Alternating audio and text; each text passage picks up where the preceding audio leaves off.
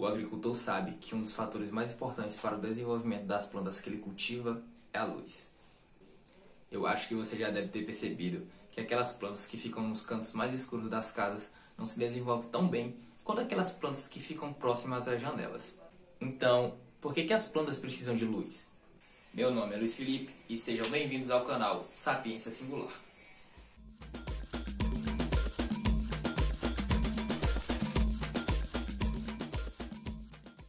Se você respondeu que a fotossíntese é o motivo das plantas precisarem de luz, ou seja, a realização da fotossíntese, você acertou.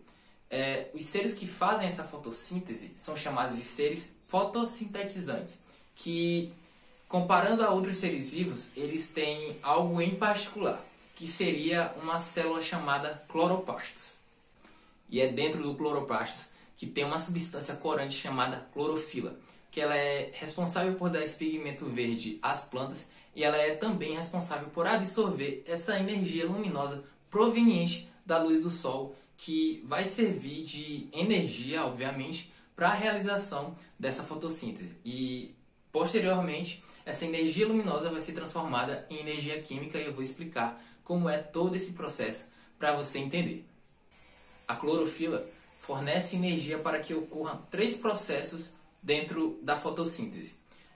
A fotólise da água, a formação do NADPH e a formação de ATP.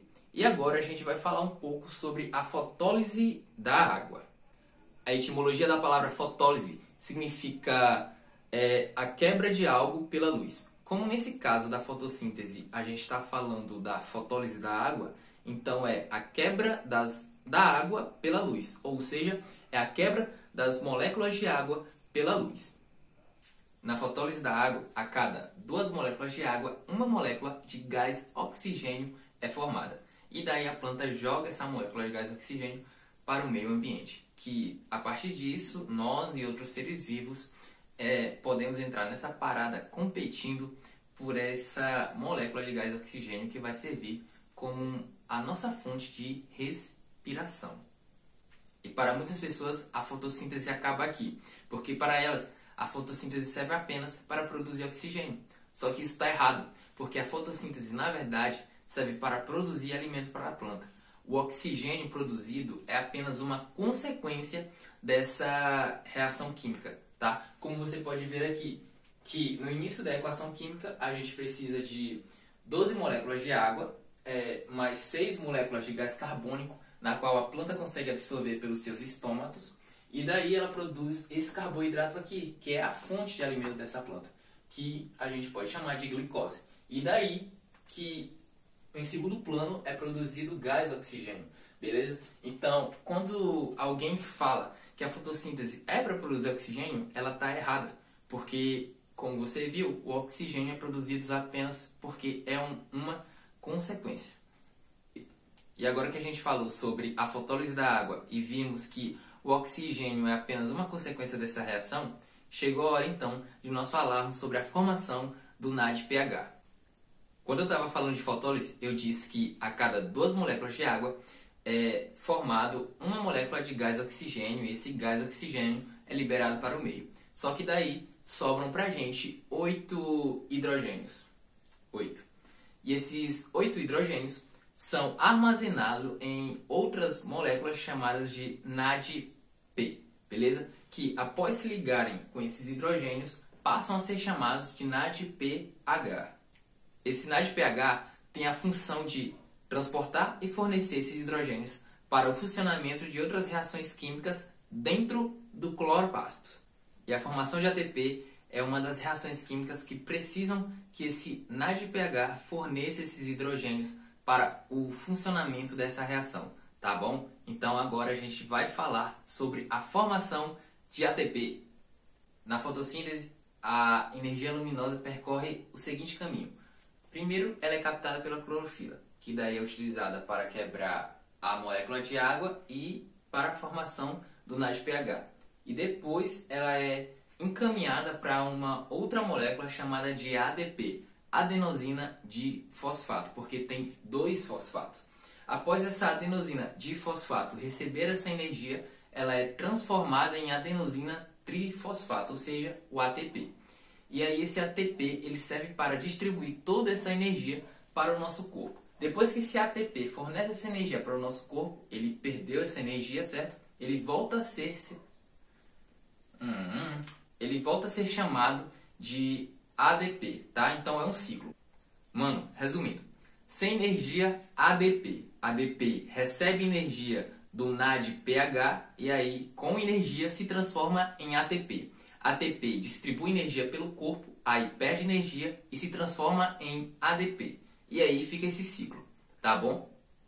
Parabéns! Você acaba de chegar ao final da fase clara da fotossíntese, ou seja, ao final da fotólise da água, da formação de NADPH e da formação de ATP, tá? E a fase clara recebe esse nome porque ela está diretamente ligada à luz do sol, ou seja, ela só ocorre durante o dia. Já a fase escura tem mais liberdade, porque ela pode tanto acontecer durante o dia como durante a noite. E o principal objetivo da fase escura é a síntese de um carboidrato, ou seja, a síntese da glicose. Em outras palavras, é na fase escura que, de fato, acontece a fotossíntese. E a síntese de glicose precisa de, basicamente, a participação de três caras. O ATP, o NADPH e as moléculas de CO2, ou seja, de gás carbônico. O ATP vai servir para fornecer energia para fazer as ligações entre as moléculas de gás carbônico com os hidrogênios do NADPH.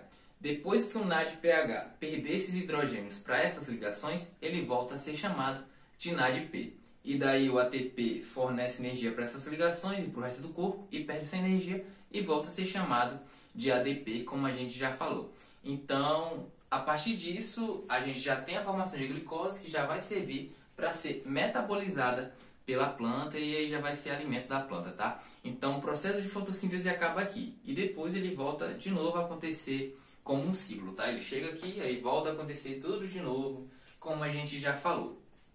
E para fechar esse vídeo, a gente vai fazer agora um link entre a fotossíntese da planta e a respiração da planta aqui no quadro, beleza? Através desse gráfico aqui. Então, bora lá!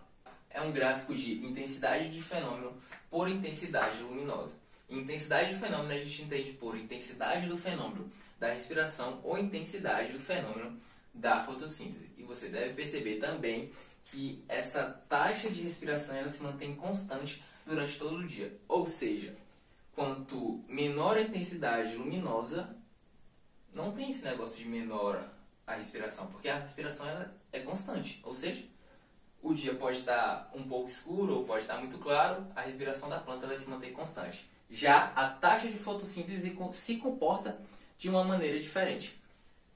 Se o dia está pouco claro, a fotossíntese está baixa. Se o dia está muito claro, a fotossíntese está alta. Só que vai chegar em um momento em que a planta vai chegar no seu ápice de produção. Mesmo se o dia ficar mais claro, a planta não vai conseguir produzir mais. E esse ponto é o que a gente chama de ponto de saturação luminosa, ou seja, aquela parte, aquele total que a planta consegue produzir, tá? É o máximo dela, beleza?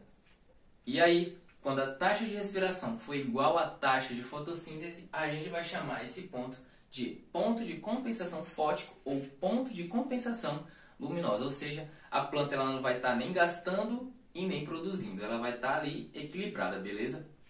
Agora, se a taxa de fotossíntese da planta for baixa, isso vai dizer uma coisa pra gente, beleza? Então vamos analisar aqui. Se a taxa de fotossíntese for baixa, tá? Então essa reação de ida aqui é a reação de fotossíntese.